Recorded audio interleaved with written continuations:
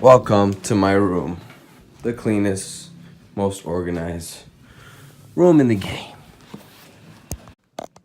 What's up, guys? Welcome to another episode of the Diabetes Daily Hustle. It is Sunday morning, almost afternoon. I'm going back for my second shift with my old people. Trying to break in these shoes that are dusty but new. So I thought I had mentioned that I've been fasted up until now. I just had some pistachios, 2 cups of coffee, and I said, you know what? Why don't I eat a meal after I get back from driving? Because I don't want to eat a meal and then sit down for an hour. That's like the hardest thing I could do to control my blood sugar, just sitting down.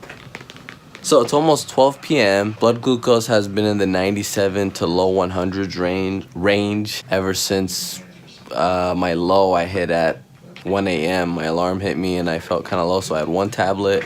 It was 60. I had a Halo top yesterday, kind of hang out with family, and I finished the no snacking after dinner challenge as of Friday night. So I'm thinking about extending that challenge to just do it for a whole month of Monday through Friday and just get used to that muscle. Because Saturday came and I wasn't even like, I'm done. I'm just like, oh, it's part of my ritual now. I like doing it, and just see how much I could build that muscle. So it's also a good time to test my basal insulin. For those of you that are kind of baby to basal insulin, is the way you test your basal insulin is take no fast acting insulin, or at least wait 5 hours since your last shot of fast acting.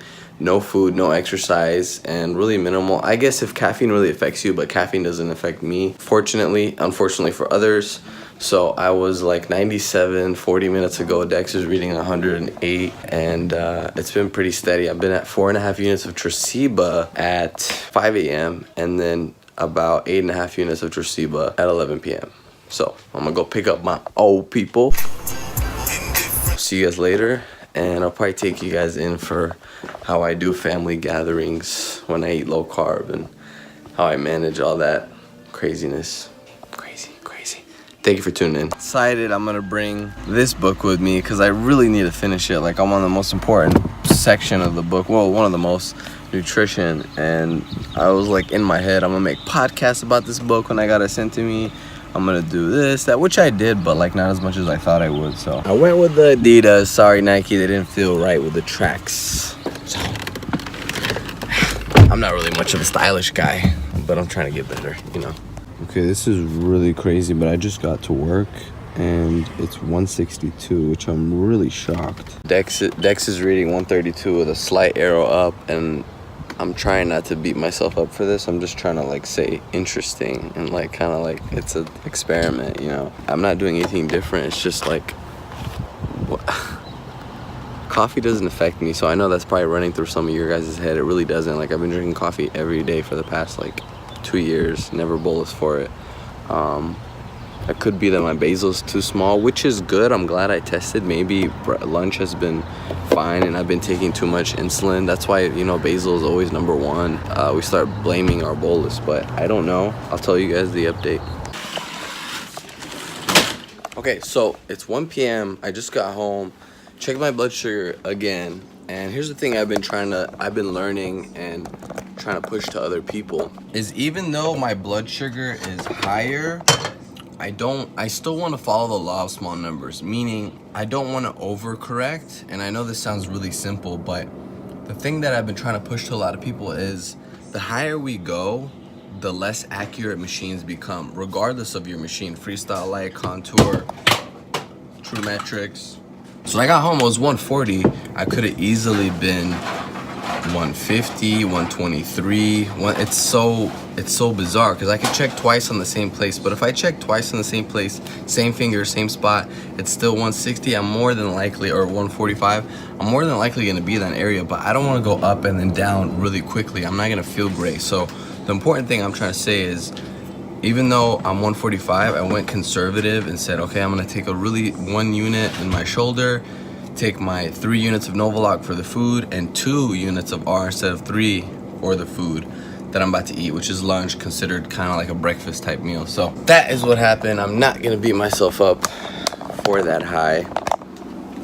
cooking in the garage, the second kitchen.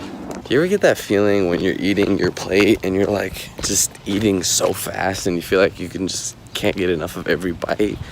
That was me at lunch, and it was like, I want to contribute two things to why I felt that way. Is number one, higher blood sugar can make us more hungry, so that's one of the reasons. Number two is, my hypothesis is when we have treats that are low carb, or treats in general, like whether you're actually having a treat, you know, your slice of cake or enlightened ice cream, I feel like for me, I get more hungrier and crave those foods more and want to have more sugar. I feel like I can't have enough, and it's not just that moment but the next day. So I had a hypo 1 a.m. not that bad, it was 60. I had one tablet and I was so debating on taking a couple spoons of the leftover ice cream, but I knew that was gonna be a horrible mistake because it's just, no, you don't do that. And I knew I would probably eat the whole thing, and it led me into today, like eating my food so fast, feeling so hungry, and I don't like that. So I'm going for a walk now.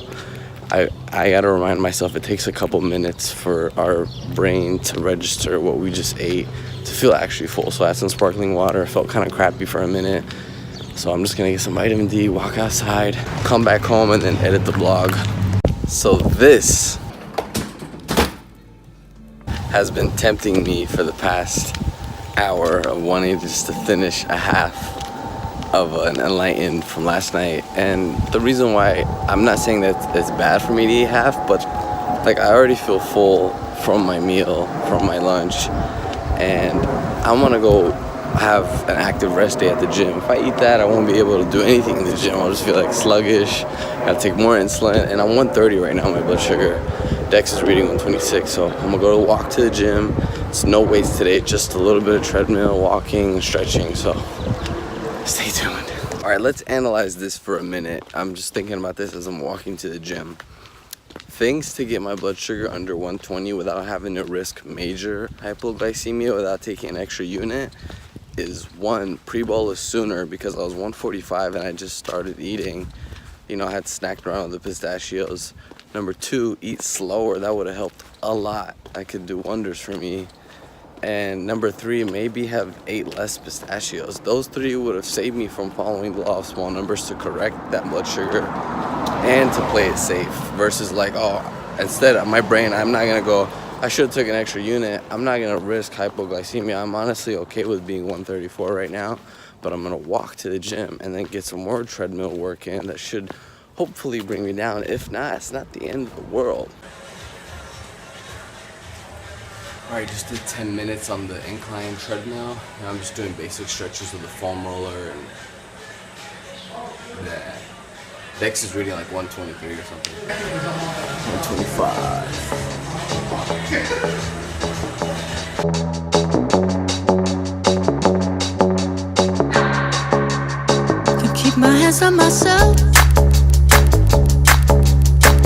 Pick out dust them off, put them back up on the shelf. Little baby girl is in need.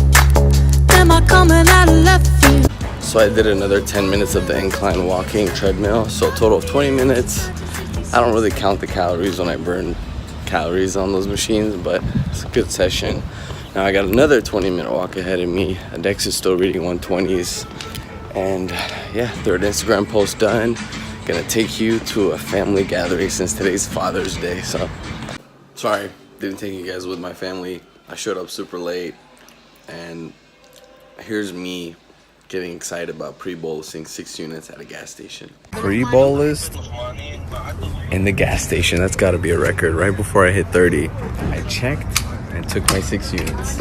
Record! We got some leftover food from that gathering, and I was like arguing with my mom, like, I thought you said there was gonna be barbecue steak. Like, it was really intense, but I'm like calm now. Got some chicken, I don't know really how much to scale that. 4 eggs, whole eggs, quarter avocado, and then half an avocado with some ceviche and just a works salad. BG was 109, pre-bolus 6 units at the gas station, like boom boom, right before I hit 30, so let's go. Alright guys, closing off, it's about 11 p.m. I decided to have a Halo Top cookies and cream. I made a couple wrong choices, one being I didn't pre-bolus long enough. My blood sugar was already high, it was 120.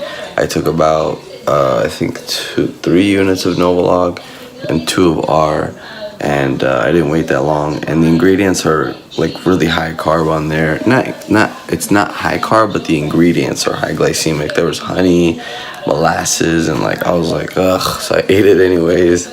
Had some pistachios more than I should have, and now I feel like not great. So I need the balance of I either don't snack after dinner or I splurge on like Halo Top and pistachio. So yeah, right now blood sugar is 180. I saw an arrow going up and I was like, wow, okay, we definitely need to pre-bolus sooner, change up the ice cream, slow down. But I'm not taking a correction till like 2 a.m. or so. I'm gonna let the insulin do its job, be patient, and go to sleep. Took my Tresiba. Appreciate you guys watching this longer vlog. Really means a lot. Hit the like button, comment down below. As always, I'll see you tomorrow for Monday's vlog.